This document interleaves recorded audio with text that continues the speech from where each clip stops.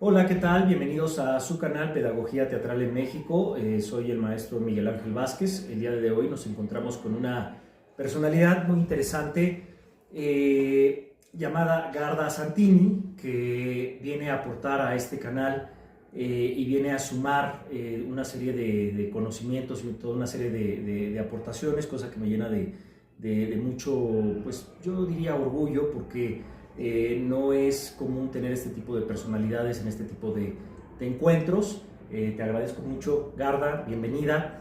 Y bueno, pues bienvenidos a esta parte número 5 de el estudio del movimiento de poesía en voz alta en México. Como bien hemos estado hablando al respecto de dicho movimiento en los videos anteriores, dicho movimiento, a manera de recapitulación, sabemos que se gestó en este periodo de 1956-1963 en México, y como hemos venido hablando y como les he venido expresando, me parece que es un movimiento muy importante porque sentó toda una serie de precedentes, no solamente respecto a la actoralidad, sino a distintas áreas artísticas, por el desarrollo y el crecimiento de distintos creativos escénicos que emergieron en esa época, y que, dicho sea de paso, gracias a eso la formación actoral cobró un sentido distinto, las maneras de cómo se venía haciendo el teatro, las maneras de cómo se venía pensando el teatro, las maneras de cómo se venía estudiando el teatro, pues cambió mucho, y también y sobre todo las pedagogías del teatro cambiaron mucho, dado que los participantes de dicho movimiento aportaron a partir de su creatividad muchos nuevos conceptos a partir de la vanguardia, algo que no quiero dejar en el tintero, que no se ha mencionado en videos anteriores, es que el teatro se venía haciendo de un tipo, vamos a llamarlo, porque así está escrito, ¿no? Y ahorita lo estaremos hablando también con Garda, cómo se venía haciendo el teatro en esos tiempos y tal, pero a manera de investigación, lo que nos arroja la investigación es que se venía haciendo ciertamente desde un modelo realista, españolizado, por influencia de un proceso en ese sentido que teníamos como país de influencia en México, España, ¿no? Pero la forma o la manera de formar actores también estaba influenciada a través de todo esto. Claro. Cuando viene movimiento de poesía en voz alta, y con esta playa de creativos escénicos que empezaron a hablar, empezaron a crear y empezaron a desarrollar, empezaron a hacer teatro, viene una nueva manera de conceptualizar la formación del actor, y con eso nuevas pedagogías y nuevas maneras de entender la formación actoral. ¿Por qué Garda Santini nos acompaña el día de hoy? Bueno, por muchas razones. Bueno, es una mujer de teatro que fue alumna del maestro José Luis Ibáñez. José Luis Ibáñez fue parte del movimiento de poesía en voz alta, entonces este video nos permite testimoniar también esa parte, pero también entender cómo era la vida y el proceso del trabajo de un actor en esos tiempos.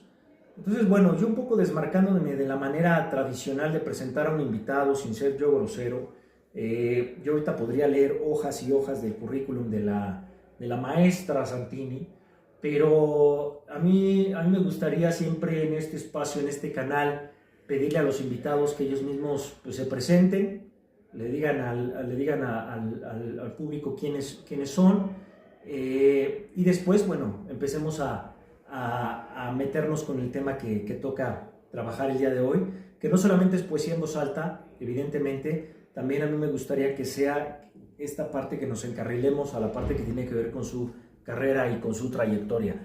Adelante, Garda. ¿Quién eres, por favor? Gracias, Miguel. Muchas gracias por la invitación, y qué gusto de verdad poder ser parte de alguna manera de tu canal tan maravilloso, que lo he estado siguiendo y me parece muy interesante, y me parece muy importante que las nuevas generaciones estén en contacto con esta historia, ¿no? Que de alguna manera los que ya llevamos más tiempo dentro del medio podamos pues ir como marcando un camino, ¿no? Entonces, muchas gracias por la invitación.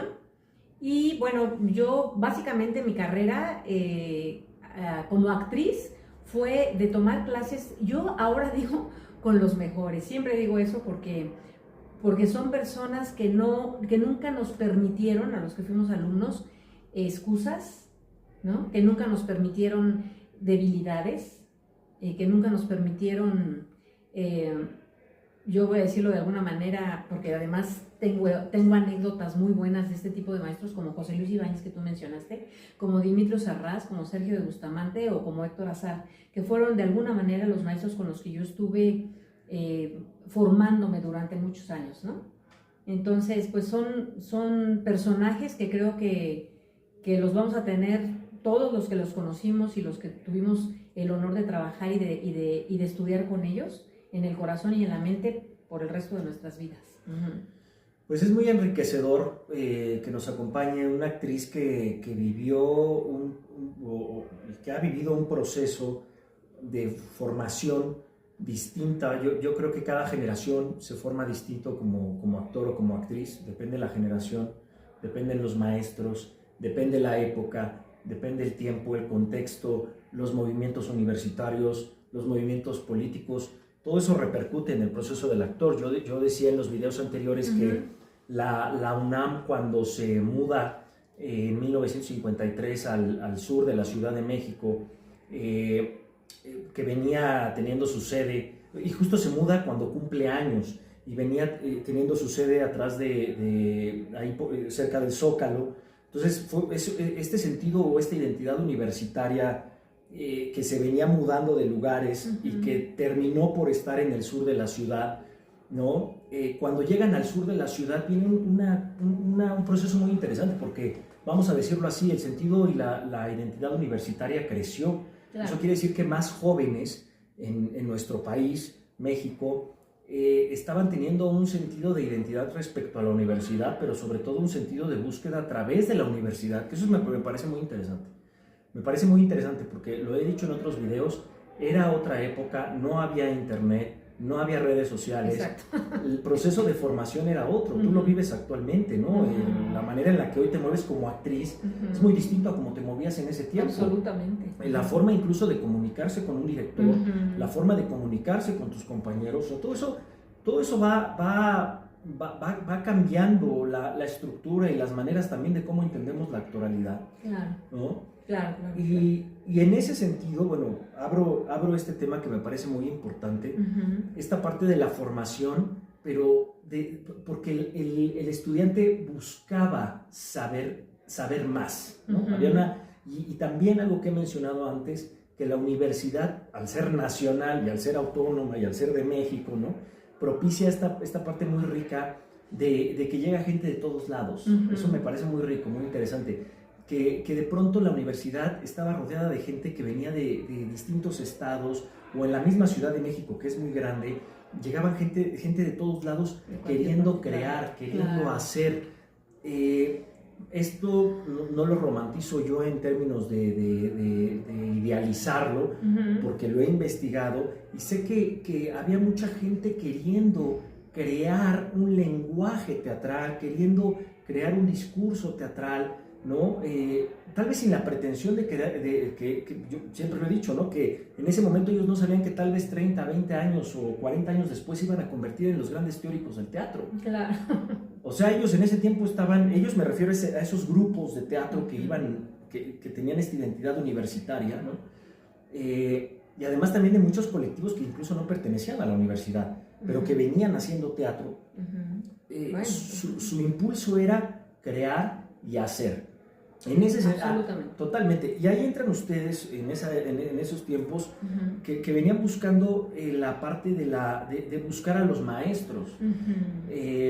El proceso del maestro José Luis Ibáñez a mí me parece muy interesante, y con eso ya te cedo la palabra, porque me recuerda mucho a una anécdota que comparte el maestro Juan Soriano, escultor, que él habla mucho de su mentor, de su maestro, ¿no? En esos tiempos, que le decía, bueno, o sea, porque los invitaban a su casa, eran otros tiempos, los invitaban a su casa, y Juan Soriano platica mucho de su maestro, que le decía, puedes tocar, puedes agarrar mis libros, puedes ver mis revistas, pero primero lávate las manos, le decía. Claro. Le decía, primero te lavas las manos, porque el maestro tenía una mística con sus herramientas, claro, ¿no? Claro, muy grande. Y yo he escuchado una serie de anécdotas muy grandes del maestro José Luis Ibáñez que justo tienen que ver con eso. Ajá. Y tú estuviste y tomaste clases. A mí me hubiera encantado tomar clases con el maestro José Luis Ibáñez. No tuve la oportunidad, me hubiera encantado. Bueno, pero tú estás muy joven, Miguel. O sea, sí, pues, gracias, porque, bueno, no les voy a decir mi edad, pero estás muy joven y por supuesto que no te tocó. Es por lo menos ese tiempo de José Luis Ibáñez, Dimitrios Arras, Sergio de Bustamante y Héctor Azar, ¿no? O sea, creo que estos maestros, y bueno, muchos más, pero yo los menciono porque fueron mis maestros, ¿no? Efectivamente, eran personas que tenían una metodología muy precisa para recibirte en su casa, porque además, digo, no cualquiera cruzaba la puerta de la casa de José Luis Ibáñez o de Sergio de Bustamante, ¿no? Él casi era por invitación, o sea, quién sí y quién no cualquiera llegaba a tomar clases a su casa, no era así. Y pues no había internet y no había todo eso, y sin embargo siempre tenían los talleres llenos de alumnos, ¿no? Por esa sensación que teníamos de buscar dónde. Yo digamos que esto que tú dices, esas reuniones que ellos hacían de 1950, ¿qué sería? 58. Bueno, el movimiento empezó en el 53.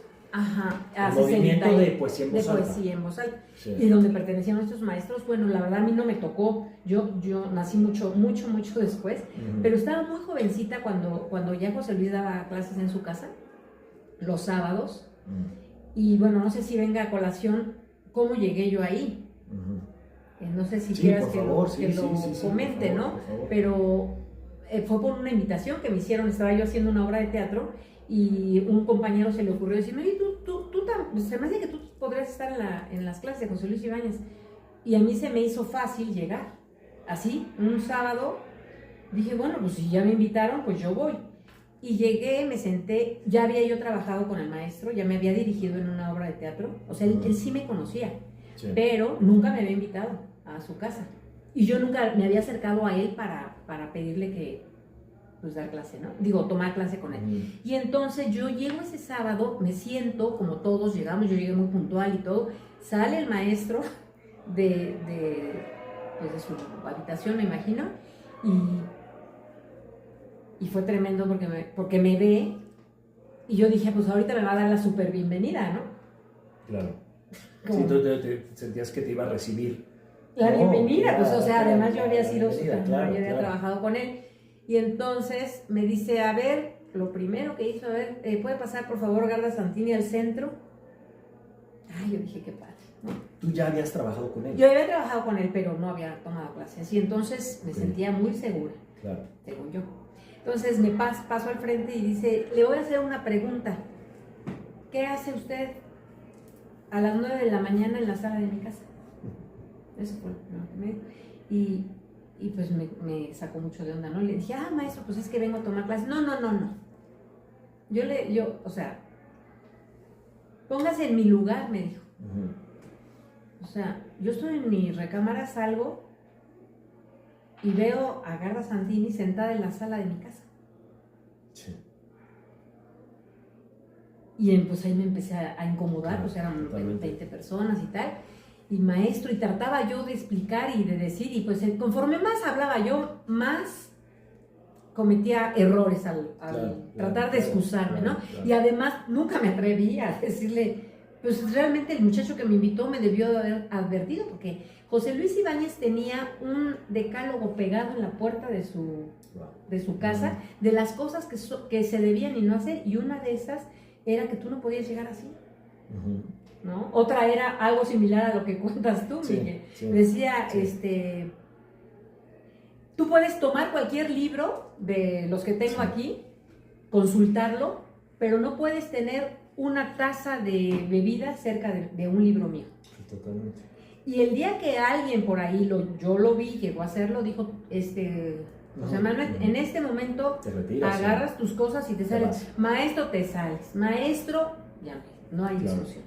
Entonces, era interesante, no nada más por ese aspecto. Pero ahí te habla de la disciplina, porque no lo hacían de manera gratuita, es decir, habría que también decirle un poco a las personas que puedan ver este espacio, que no era una cuestión de hacerse los excéntricos, sino que atrás de ese pronunciamiento o esas maneras o esas formas, era una forma en la que ellos trataban de hacerle entender al estudiante que había una ética y una disciplina respecto al quehacer. Absolutamente. Que invitaba a una clase. Absolutamente. Sí, porque muchas veces podríamos decir, bueno, qué tipo tan pesado, ¿no? Pero que esa parte sí evidentemente me tocó y me marcó mucho de mis maestros, teatralmente hablando, este rigor respecto a que el ser actor empieza antes de subirse al escenario. Absolutamente. Que el entender un texto empieza antes de abrir el libro, ¿no? Que el hecho de comprender la psicología de un personaje empieza no con crear al personaje, sino primero entenderse uno. Es decir, había atrás un discurso que no empezaba ni terminaba con decir, bueno, yo vine de visita, no, bueno, ¿qué haces aquí?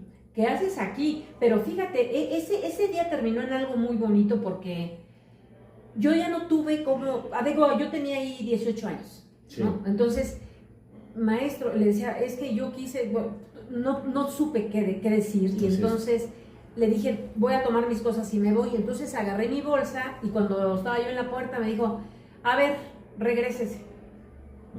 Y entonces me regresé y me dijo, siéntese.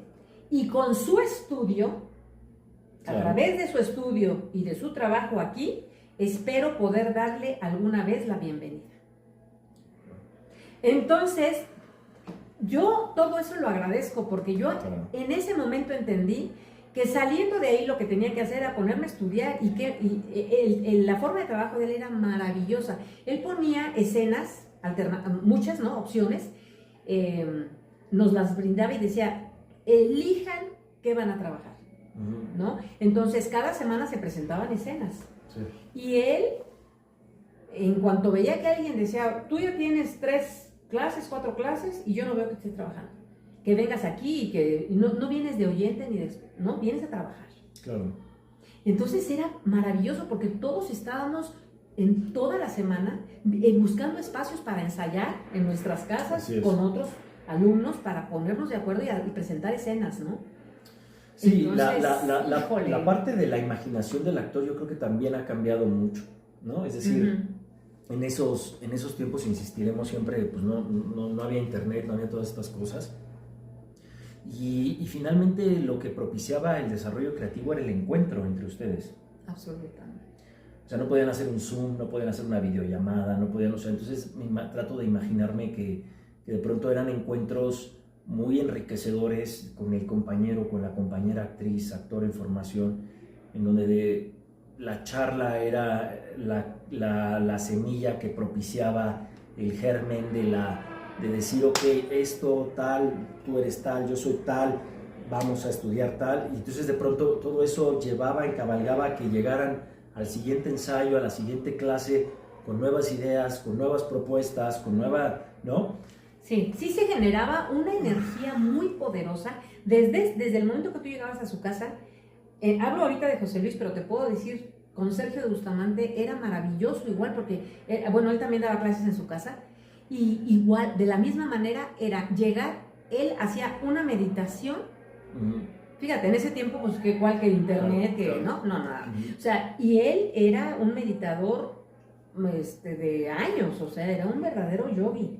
Y entonces decía, aquí es así, o sea, llegan y se sientan y se ponen a meditar, antes de que nada, porque primero tenemos que hacer una introspección, ¿no? Muy interesante, y de pronto, pues así como, cuando no sabes ni a qué vas, ni nada, te brincan esas cosas, ¿no? Que eso toca, y disculpa que te interrumpa, con todo el tema de las pedagogías, ¿no? Porque para mí, en ese sentido, decía yo en videos anteriores que hay tantas técnicas actorales como tantos actores existen, o sea, hay muchas, pero no tantas. Exacto. ¿No? Es decir, están las que tienen que estar, pero también creo que el actor un poco a a manera de entender su instrumento va formando la propia, ¿no? Y aquí con lo que platicas de Bustamante, de Sergio de Bustamante, pues él relacionaba mucho la actoralidad justamente con esta posibilidad de generar un estado de concentración a través de la meditación, vamos a decirlo, ¿no? O sea, era romper un poco con las historias que traes, sobre todo cuando eres muy chavo. Muchas veces las situaciones en tu casa son muy complicadas, ¿no? O sea, tienes líos con los papás y con el dinero y con los novios. Tengo anécdota también con Dimitrio Sarraz, que en alguna ocasión le dije, no, yo ya no voy a ir a la clase porque terminé con mi novio y estoy hundida en la tragedia, ¿no? O sea, tal, y me dijo, mire, permita usted, eso me lo dijo por teléfono fuerte, me dijo, usted puede permitir que le quiten muchas cosas en la vida. Menos el propósito para el que usted llegó a este planeta. Y usted tiene un propósito de ser actriz, ya ha estado seria en esto. Si ya le quitaron esa parte del amor, por decirlo así, que no le quiten la otra. Me dijo, ¿qué le pasa, no? Entonces sí fue una sacudida de decir, personas muy, muy poderosas, muy enfocadas, con unos consejos que a mí no se me pueden olvidar. O sea, yo me acuerdo que a Estela Inda, Estela Inda nos decía, tú no puedes más que ser, y eso después yo lo platicaba con mis amigas de la preparatoria ya, ¿no? Sí, en este caso. Sí. Y decía, no pueden dejar de ser observadores permanentes. Así es. Observadores del ser humano. Así es. O sea, tú no puedes ir en un transporte público y no estar en lo que estás. O sea, tienes que ir observando a los personajes, crear las historias, poner a andar tu imaginación. Si vas a ser actor, necesariamente vas a estar formándote día a día y no solamente en un aula. Así es. Y si no estás haciendo eso, estás leyendo. Y si no estás leyendo, estás viendo cine. Y si no estás en el teatro, y si no actuando, y si no estás viendo una obra de un compañero, o sea, entonces había un compromiso muy, muy fuerte para poder dar unos primeros pasos, ¿no? Totalmente, y Juan Soriano lo menciona, me meto mucho con el maestro Soriano porque además de ser parte del movimiento Poesía en Voz Alta, fue un hombre diverso. Eso es lo que me llama mucho la atención del creativo de esos, el tipo de creativo escénico de esos años. No quisiera decir que no le tenía miedo respecto a que ahora tal vez se le tenga miedo pero considero que buscaban, tal vez tenían su talento para cierta especialidad, pero buscaban explorar otros campos, ¿no? Y Soriano de pronto se mete mucho con la escultura, pero es un tipo que justamente poesía en voz alta, se mete al teatro. O sea, Octavio Paz lo jala mucho, es un tipo que Juan Soriano venía de Guadalajara, y él lo platicaba, que en paz descanse, él lo platicaba mucho en sus entrevistas. Él decía, pues yo era un hombre que venía de Guadalajara, de un pueblo, ¿no? Y que de pronto llego a la ciudad y me empiezo a encontrar con toda una serie de movimientos, de cosas, ¿no? Y que encuentra en Octavio Paz, que hizo una gran alianza con Octavio Paz. Dice, cuando Octavio Paz me invita a su casa, que para mí eso me parece magistral, sí, debe haber sido un sueño. Dice, como para verlos, ¿no? Sí, claro, totalmente, porque dice, cuando llego a la casa de Octavio Paz, a la casa de Octavio Paz iban todos. Ay, sí, qué maravilla. O sea, iban todos, intelectuales y los no intelectuales y los no, o sea, cada viernes, cada sábado, cada domingo eran reuniones. Dice, pero lo que me importaba más era, lo que amaba más era el trato. Entonces él hablaba mucho del trato, ¿no? Porque rescataba mucho esta esencia que decía, pese a que era Octavio Paz, ¿no? Decía, él me hablaba como si yo fuera un hombre que ya sabía mucho, dice, y eso me permitía tener cierta confianza en él mismo, ¿no? De decir, bueno, y es que sí empezar a ser soy. Tú mismo a partir de ahí, a partir ¿no? de eso, ¿no? Entonces, se empiezan a crear toda esta serie de discursos, pero insistiré también de pedagogías con esto que estás planteando.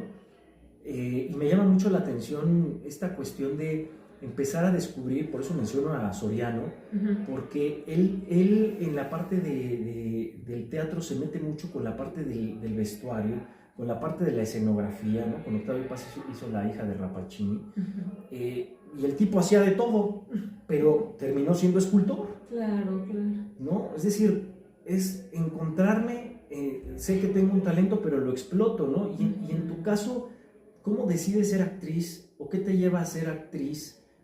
¿Y qué te confirma como actriz en ese sentido? Sí, mira, lo que pasa es que yo sí creo definitivamente en que cada uno trae un talento en la vida, ¿no? Un talento y luego hay que trabajarlo, porque no te puedes quedar nada más ahí, ¿no? Entonces, mi inquietud con respecto a hacer teatro y todo eso lo tuve desde toda la vida. Entonces, en algún momento de la historia, a ver, en unos 17 años, cuando leí en un periódico que había audiciones para hacer una obra que se llamaba Mujercitas. Así, audiciones en tal teatro. Y así como te cuento, digo, yo ni siquiera había tomado clases, nada de nada, ni mucho menos, pero tenía la virtud de que yo tocaba la guitarra y cantaba. Okay. Entonces, eso me daba, y ya lo hacía yo públicamente, y ya con permiso de mi papá, cantaba en bares, en los hoteles de México. Entonces, como que el acercamiento al público no me daba tanto miedo. Sí. Entonces yo dije, una obra de teatro, esto va a ser una maravilla. Fui, hice la audición y en esa obra me quedé. Y a partir de ahí, cada vez que había una audición yo iba y no siempre me quedaba, pero casi siempre me quedaba. O sea, tuve muy buena aceptación. Hasta que toqué, digamos, la puerta con los Fábregas. O sea, estuve haciendo mucho teatro durante mucho tiempo, que no era a lo mejor de producciones tan grandes, pero en un momento dado, igual, de la misma forma, me enteré, iba a haber audiciones, con Manolo Fábregas, con ellos. Con Manolo Fábregas y tal, y fui y me quedé. En una producción gigante, que se llama Violinista en el Tejado. ¿Eso en qué año fue más o menos? Esto fue ya en el 85, pero yo venía haciendo teatro desde el 79. Yo estuve haciendo musicales, te digo, de formato más pequeño, profesionales, antes de llegar con Manolo Fábregas.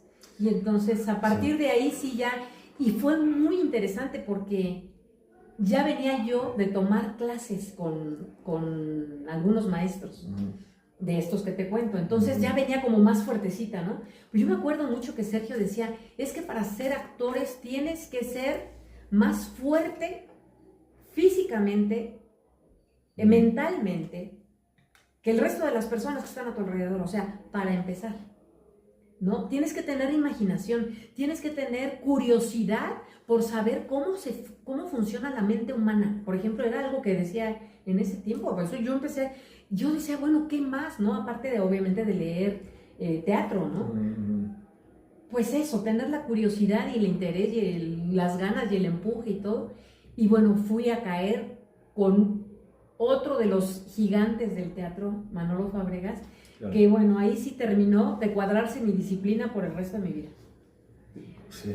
Ahí sí ya fue lo máximo ¿no? De hecho, por ejemplo, también eso lo complementaba hace poco con una amiga, que el temblor del 85 cayó en los ensayos de Violinista en el Tejado.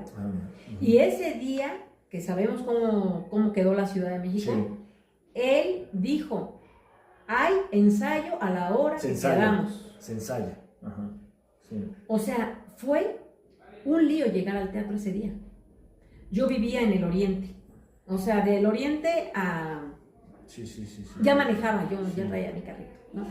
Entonces, híjole, o sea, imagínate, lo que yo vi... O sea, los que vivimos en la Ciudad de México en ese tiempo, pues, los edificios caídos y todo eso, Reforma, todo lo que atravesé en esa ocasión, hasta que llegué al Teatro San Rafael. Pero lo más interesante es que todo el mundo llegó. O sea... Sí, te entiendo perfecto. Yo no sé, a veces me ha pasado, he tenido la mala experiencia de hacer teatro con chavos a veces que no están conscientes de eso. O sea, de que yo creo que debería de ser en cualquier profesión, claro. En cualquiera, claro. Pero yo conozco la del teatro y entonces estás aquí, la función Estás ahora, se da sí. porque se da. El ensayo se hace porque se hace. No me vengas a mí con que te duele el estómago, con que me bajó, ¿no? Con que me da migraña, con que estoy asustada, con que, o sea, es bonita esa formación porque te das cuenta de que romper límites en ese sentido es bien interesante y que no pasa nada. Sí, Y que al contrario te saca lo mejor de ti, ¿no? O lo peor. O de lo ti. peor de ti, exactamente. Claro. Entonces, esa escuela para mí es la escuela. No, a mí me cuesta de verdad mucho trabajo llegar al teatro y ver que la gente diga, no, pues es que no llegué porque había tráfico. Si ya sabes que hay tráfico, para llegar al teatro, Sale una y hora si hay, antes. tienes que salir con mucho tiempo, ¿no? Tienes que Sí. en todos los sentidos. Sí, sí, y yo ahí quisiera tocar un tema muy importante que rescato de esto que planteas con las nuevas pedagogías. De pronto podríamos pensar que el rigor, cuando toca tintes de violencia, ¿no? O sea, se podría pensar esto, pero yo creo que no lo es. No. Yo creo que cuando estudias actuación, cuando estudias teatro, te das cuenta que el teatro también es una posibilidad en la parte formativa de llevarte a un autoconocimiento personal muy amplio, ¿no? Y te permite, bueno, pues conocer tus zonas oscuras, te permite conocer tus zonas ominosas, tus zonas luminosas. De esa fuerza hablaba Sergio, justamente Sí, de lo que estás sí, hablando. Sí. O sea, decía, por eso tienes que ser fuerte, porque te tienes que analizar, porque tú vas a prestarte para crear personajes. Claro.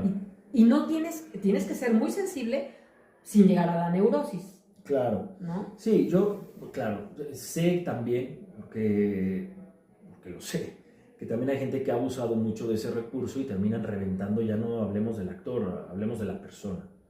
Terminan reventando a la persona ya en una vía negativa, pero cuando estás enfrente de un director sabio, de una directora sabia, cuando estás enfrente de un proceso sabio, hay que aprovecharlo.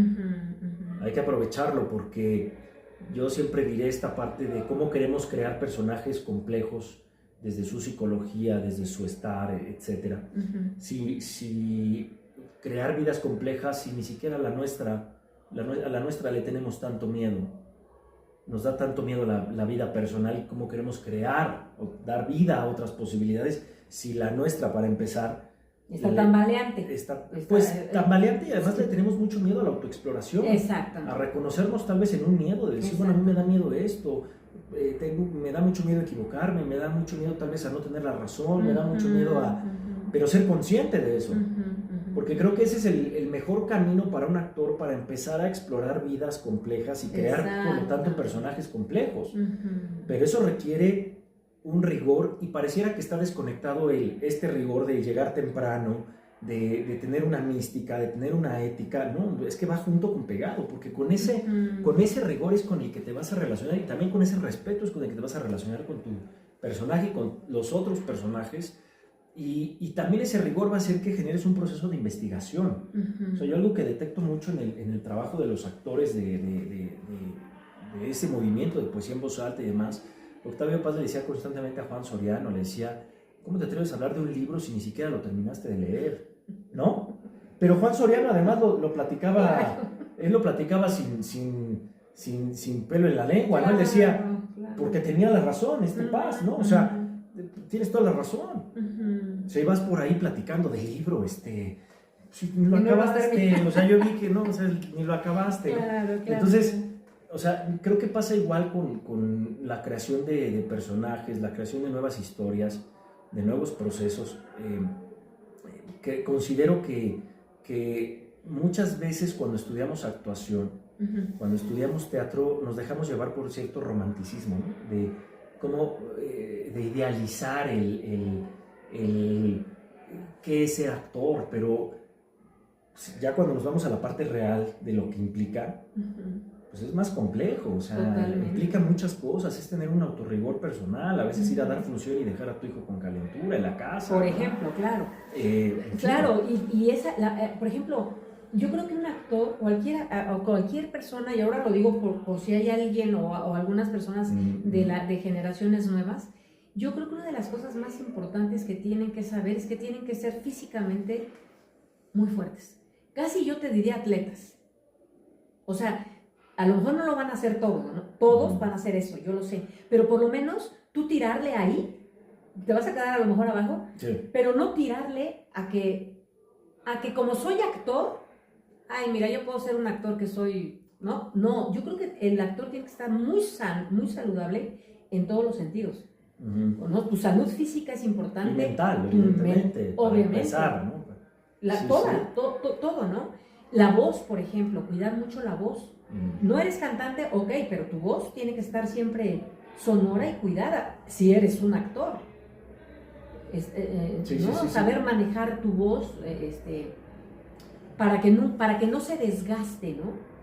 No, y sobre todo por el cuidado, ¿no? Porque invariablemente pasará el tiempo y tal. ¿Y cómo era el maestro Fábregas? ¿Cómo era su manera de trabajar? Es decir, ¿cómo era un día en ensayo con él? Ok. Bueno, sobre todo la puntualidad. ¿No? O sea, sobre todo la puntualidad. Otra cosa que era muy interesante de Manolo es que él formaba compañías de buenas personas. Él decía, ¿no? O sea, obviamente gente muy talentosa y tal, pero él cuidaba mucho que la gente no fuera lo que le llaman ahora liosa, ¿no? Conflictiva. Sí. Él prefería tener personas a lo mejor con un talento un poquito menor, pero mucho más amables, ¿no? O sea, que no le fuera... Porque él decía, imagínate una producción como Violinista en el Tejado o como Mi Bella Dama, ¿no? Sí. De 40 personas o 50 que van a estar conviviendo en ese tiempo. Hacíamos teatro de martes a domingo. Llegábamos al teatro a las 2 de la tarde, a las 3 de la tarde y ya nos salías o sea, estábamos ahí como en las casas estas, ¿no le llaman? De televisión, que los programas... Ah, ¿no? Sí, los reality. Los reality, ajá. Estábamos metidos ahí todos los días, excepto el lunes, ¿no? Sí. Entonces, si había un lioso, él decía, una manzana podrida echa a perder todo el grupo. Claro. Entonces, no se tentaba el corazón para correr a alguien que él detectaba que estaba haciendo ya... ¿Él los dirigía escénicamente? Por lo menos en esta obra sí, en otras no. En otras tuvimos otros directores, ¿no? Producciones de él, pero con... Él trazaba las obras. Él, sobre todo, él elegía el elenco. Y él estaba presente en todos los ensayos. Eso sí, aunque él no estuviera dirigiendo. Y si no le parecía algo, a la mitad, como va. O sea, esto no va, esto es así. O sea, había un trazo eje, ustedes lo hacían y sobre los trazos ustedes llevaban propuestas a nivel emocional, a nivel físico del personaje. No te dejaba salirte tanto. No. Okay. No, porque además, lo que yo trabajé con Manolo fueron musicales. ¿Cuántos años trabajaste con él? Pues la última obra que hice con ellos fue... Ay, caray. Pues sí, fue Sorpresas. ¿En qué año? En el 92. Bien. Sorpresas, la original, digamos, ¿no? La que se hizo aquí por primera vez en México. Y Violinista tengo entendido que fue en el 85. En el 85. O sea, fue un periodo de 7 años con ellos, con los Fábregas, ¿no? Bueno, no quisiera yo olvidar este tema que me parece muy importante. Adelante, por favor, sumar en el canal también cómo la actoralidad, cuando uno se va dedicando a todo esto y uno va siendo un creativo escénico a lo largo del tiempo, bueno, pues de pronto trabajas en la producción, de pronto trabajas como director, de pronto yo siempre he dicho que hay que ser un todoterreno y hay que explorar todos los campos, esa es mi visión, ¿no? O por lo menos es lo que busco transmitirle a los estudiantes, que más allá de que solamente quieran ser actores, de pronto se exploren en la producción, de pronto se exploren en distintas áreas, ¿no? En distintas áreas, sin que se conviertan en especialistas, pero que también a veces, o en muchas ocasiones, la vida los termina llevando hacia allá. De pronto el que quería ser actor termina siendo escenógrafo, ¿no? Y fue el mejor suceso que le pudo haber pasado en la vida, ¿no? Entonces, en tu caso, entiendo que tienes todo este proceso como actriz y de pronto viene la parte de cantoterapia, que eso me interesa mucho tocarlo, ¿no? Ok, ajá. O sea, esta manera de sanar a través del canto, pero pues dicho sea de paso, tú venías explorando tu instrumento desde mucho tiempo. Sí, yo estudié muchos años canto con el maestro Víctor Manuel Peña, que era un maestro, imagínate yo, igual, en su casa. Un maestro que daba clases a personas que venían a buscarlo, por ejemplo, ya eran cantantes que trabajaban en Italia, o sea, ya eran cantantes de ópera, y venían y él decía, voy a interrumpir 15 días las clases, nos decía a nosotros, porque vienen unos alumnos que vienen a, ¿no?, temas muy específicos. Entonces, yo con él, la verdad es mi formación fue con el maestro Víctor Peña, que es, bueno, quienes lo conocimos. Maravilloso. Sí, maravilloso, una técnica muy, muy, bueno, yo digo, a mi edad sigo cantando igual, o sea, mi voz es la misma, claro, ¿no? O sea, no, yo no he deteriorado mi voz en ningún momento y la uso para todo, ¿no? O sea, me refiero para hablar mucho, porque me gusta mucho platicar, y para cantar, y para actuar, o para hacer algo de jingles y todo eso, ¿no? Sí. Entonces, yo creo que es muy buena técnica, y de todo eso, en un momento dado que estuve dirigiendo una escuela de teatro musical aquí en México,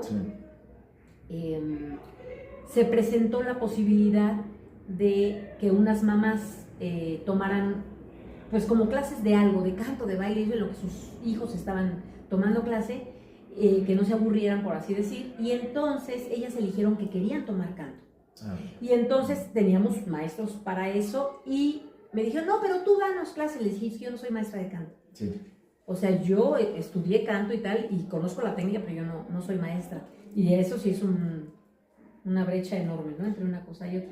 Y entonces... Sí, pero ahí dices algo muy interesante. O sea, tú a ti misma no te concebías como maestra. No, para nada. No, en ese momento así les dije, yo no soy maestra. No importa, me dijeron ellas, no importa, nosotras queremos cantar. O sea, ni nos vamos a dedicar a eso. Nada más queremos, ¿no? Como sí, fue un accidente, digamos. Ajá. A través de una necesidad, ¿no? Por decir. Vamos a decir que pero ahora te voy a decir algo. Conjuntamente con el teatro, me metí a todo el tema del desarrollo humano durante muchos años. Sí.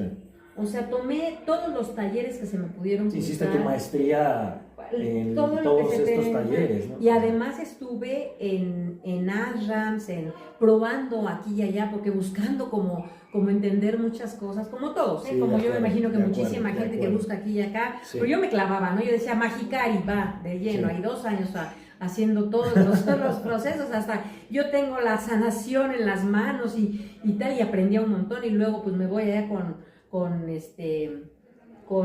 ay, ¿cómo se llama esta mujer tan hermosa? Ay, perdón, se me fue el nombre, pero bueno, allá en la Condesa a hacer todas mis meditaciones de años, y luego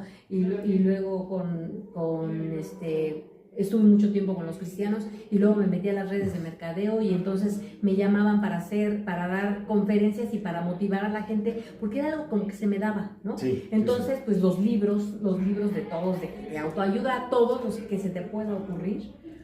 Y entonces, como ya traía yo eso, más lo del teatro, más que esto, que el otro, y que entonces las mamás ahí, tú dinos cómo se canta y no sé qué, entonces yo creé, para mí es eso, pude crear una manera de hacerle ver a las personas que todo mundo puede cantar.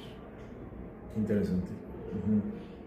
Y tengo muchos años haciendo esto y no me ha fallado. Se han tardado, más se han desesperado ellas en un momento dado de que ellas no creen en ellas, porque las personas que se han quedado durante un tiempo determinado terminan cantando.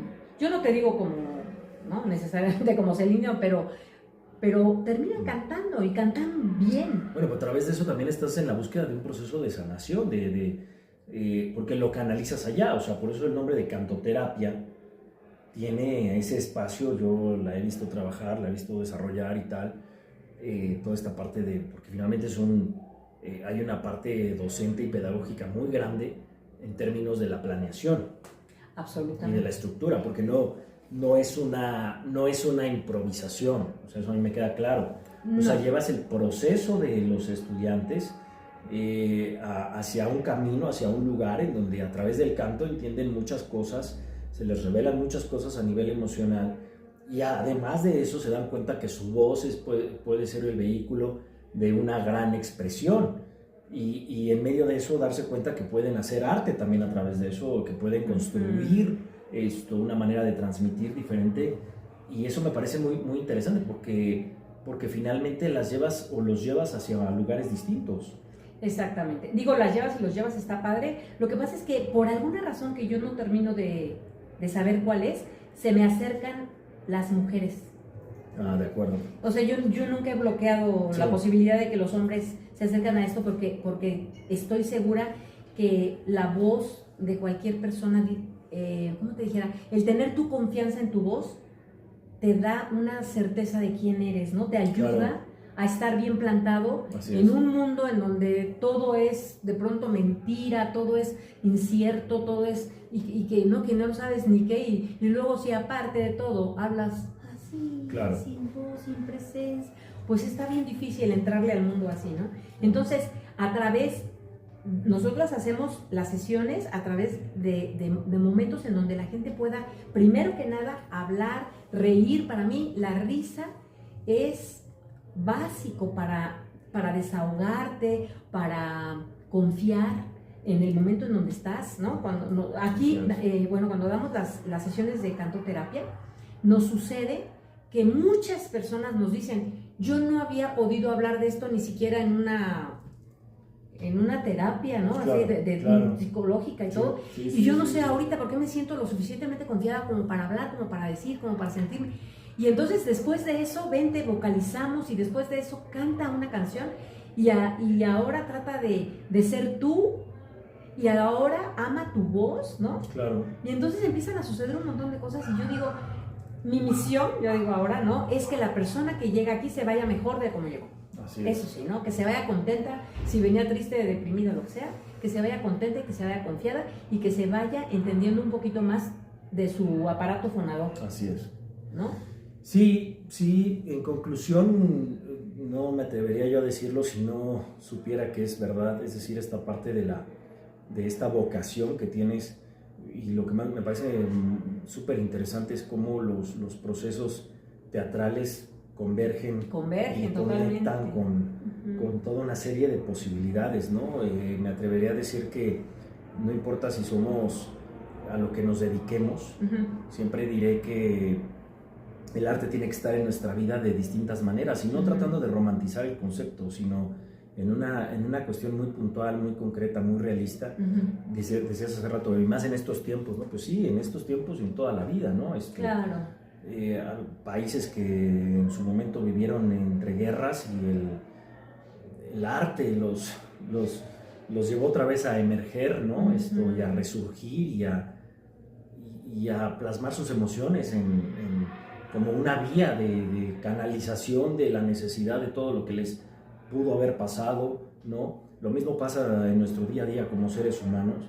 Entonces no importa si somos a lo que nos dediquemos, no importa. Yo creo que siempre debe tener uno en su cabeza un taller, un laboratorio actoral, un laboratorio de pintura, un laboratorio de ideas en su cabeza, claro, ¿no? claro. O sea, de ideas en su cabeza, que es una de las partes de la pedagogía teatral que a mí me fascina, que en la parte de la consultoría para empresas, en la parte que tiene que ver con lo empresarial, pues se mete de lleno, porque tiene todo que ver con llevarle a la gente que está tal vez en un escritorio todo el día, el cómo se está relacionando con el otro, pero que empieza por uno, ¿no? Es decir, la pedagogía teatral se adapta, es en todo terreno, se adapta a muchos caminos, ¿no? Entonces, bueno, pues en conclusión, si nos siguieron hasta aquí, esperamos que sí. Gracias. Deseamos que bueno, pues esta charla, entrevista, más que ser queda bien, siempre diré, no me interesa que el canal sea un queda bien de los conceptos, me interesa que el canal abreve a través de las experiencias y a través de lo que se comparte, a entender la complejidad del fenómeno pedagógico, del fenómeno teatral y del fenómeno artístico, y que a través de eso, bueno, pues seamos un reflejo como sociedad o un espejo como sociedad del arte que cada uno va sembrando en su vida. Me parece que es una bonita conclusión. Muy bonita conclusión. Muchas gracias, Miguel Ángel. Muchas gracias, Garda, pues por tu tiempo, sobre todo por tu tiempo.